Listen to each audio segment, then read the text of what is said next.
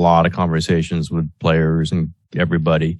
I imagine you were in some of them. Just what's the kind of the mood right now? What's kind of the sense of those conversations, and where do you think the team is right now?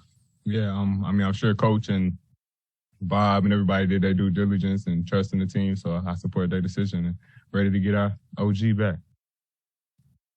Steve also said that Kevon Looney was sort of instrumental in those discussions about bringing him back. What did he do in those conversations that sort of helped you guys out? I'm not 100% sure. A lot of them was, his coach called them the elders. They had their meetings and conversations, and Loon just such a level-headed guy. He's like the rock of the team, so I'd imagine he was probably instrumental in this decision. Have you talked to Jordan much? You don't have to say exactly. I mean, don't want to ask you to reveal the conversation, but how?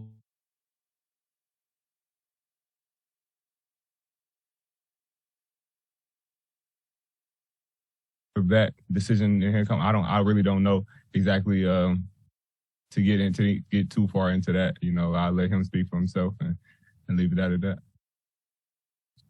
Steve said that maybe one thing Draymond needs to improve on is developing stronger relationships with some of the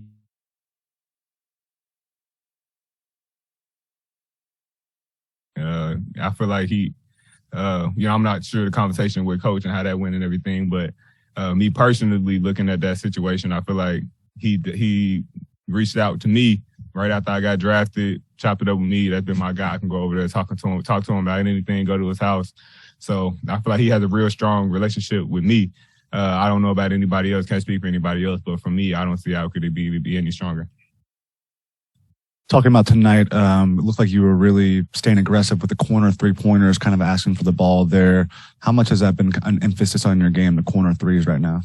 Yeah, I've put a lot of time into that, given it is one of the most common, easiest shots in the game. Just it's a spot where I end up a lot, spacing the floor. So just being able to knock that shot down. And then Jermichael Green had a big game tonight. He seemed like one of those guys who's a proven veteran, kind of flew under the radar in free agency. What's he been like so far in the training camp and preseason for you? Yeah, he's been very solid. He's a strong dude down there. He a dog. He gonna get every rebound, fight with everybody. He can knock down that shot. Moses, how about for the game for you guys? You guys are able to win by 33 points. You led by as many as 39.